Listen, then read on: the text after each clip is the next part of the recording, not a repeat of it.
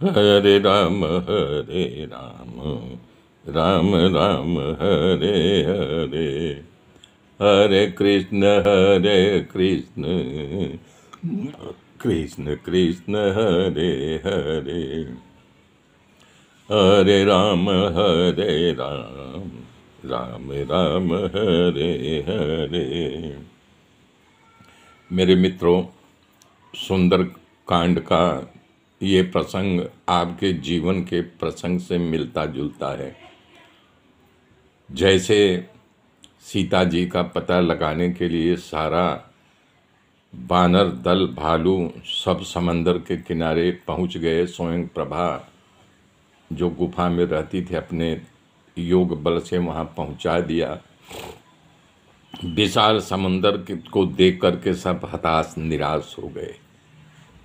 सब देख रहे हैं, बाप रे बाप, एक से एक तरंग उठ रही है। एक आई, दूसरी उसके पीछे आ रही, तीसरी लाइन में है।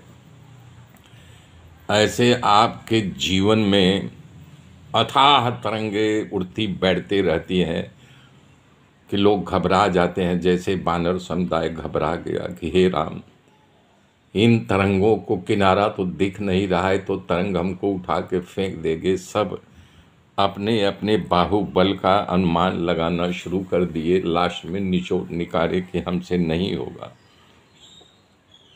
तो जब जीवन में दुख आ जाए तो उस समय बुजुर्ग आदमी की ज़रूरत पड़ती है कि जो कि सही दिशा दे सकता है। तो उस समुदाय में एक बुजुर्ग था, जामवंत थे। तो सब बोल रहे हैं, अब हम अंगद हताश हो गया, बोले हम तो आमरण अनशन यहाँ करेंगे, अन्न जल छोड़ करके जब तक मरेंगे नहीं तब तक यहीं पड़े रहेंगे, मर जाएगा तो राम नाम सत्य है। तब जो है जामन जी की ओर सब देखे कि क्या किया जाए। तब जामुन कह रहे हैं कि हताश निराश होने की ज़रूरत नहीं है, इन तरंगों पर विजय पाया जा सकता है। ये कोई बड़ा दुख की बात नहीं है, इस पर विजय प्राप्त कर सकता है। अब मैं क्या बताऊं, मैं तो बूढ़ा हो गया हूं, लेकिन फिर भी उपाय बताता हूं। अपने युवानी में जब भगवान विष्णु वामन अवतार में 3 कदम बढ़ाए थे, तो मैं उसी समय में पूरे धरती की वन कानन पृथ्वी समंदर सहित समूची पृथ्वी की 21 प्रदक्षिणा किया था। अब साहस करूं तो मैं 90 योजन जा सकता हूं, लेकिन वापस आने में मुझे भी संदेह है। लेकिन आप चिंता मत करो। देखिए, हनुमान जी चुपचाप बैठे हुए हैं। सच्चाई है कि वो प्रभु जी ने उनको अंगूठी दिया था, तब वो प्रभु के ध्यान में डूब गए। उनके आंख से आंसू टप टप गिर रहा था कि प्रभु मैं क्या करूं। उसके पीछे कारण था कि उनको ऋषियों ने श्राप दे दिया था कि तू अपने बल को भूल जाए। बचपन में ही, बाल्यकाल में वो सूरज को भी निकल गए थे, देवता ने अनुनय विनय किया तब छोड़े थे। तब वही विचार कर रहे थे, मैं इस अथाह समंदर को कैसे पार करूं। तब हनुमान जी जब बताए तो बोल रहे हैं कि जामवंत कह तुम सब लायक, अब पठैय कि मैं सब ही खरनायक। जामवंत बोल रहे हैं कि भाई, आप हमारा अंगद तो इस सारी बानर सेना का राजकुमार ही है, लेकिन आप नायक बना के भेजे गए हो। अब कहीं रीछि पति सुन हनुमाना, अब का चुप साधी रहे बलमाना। तब भी कुछ नहीं बोल रहे हैं, नीचे मुंडी करके बैठे हुए हैं।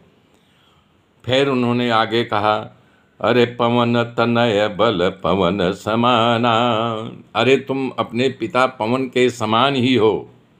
अब बुद्धि विवेक विज्ञान निधाना, तुम में बहुत बुद्धि है, विवेक है, विज्ञान से भरे हुए नए नए ज्ञान से, फिर भी कुछ नहीं बोल रहे हैं। फिर कह रहे कमन सो काज कठिन जग माही, और जो नहीं हो तात तुम पाई। फिर भी उनके आंख से आंसू गिर रहा है, लेकिन धीरे धीरे सारे बानर बोल रहे हैं, भैया ये तो देख भी नहीं रहे हैं, खाली सुन रहे हैं। तब जामवंत आगे बोलते हैं, अरे राम काज लगी तव अवतारा। जैसे जामवंत बोले कि राम काज के लिए तेरा अवतार हुआ है, और सुनते ही भयो पर्वताकारा, हनुमान जी तुरंत बरपत के आकार का हो गए। तो ये हमें आपको सीख देती है कि घर में एक बूढ़े व्यक्ति का राय लेना जरूरी है, क्योंकि उनको अनुभव होता है, अपने जीवन का ज्ञान होता है, अथाह ज्ञान बुढ़ापे में भरा रहता है। वृद्ध भले हो गया, लेकिन उसके अंदर से उठा हुआ एक शब्द आपको आशीर्वाद के रूप में मिल जाएगा, और आप इस भव सागर से पार कर जाओगे। जैसे समंदर को पार करने के लिए हनुमान जी उत्साहित हो गए और उनको अपने बल के याद आ गया, ऐसे आपको आपके जीवन जो कठिन रास्ता नहीं मिल रहा मिल जाएगा। और जैसे ही कहा राम काज लगे अवतारा, पर्वत के आकार के हो गए और सोने के समान। मेरे मित्रों, आगे की गाथा कल जोड़ूंगा, तब तक के लिए जय श्री।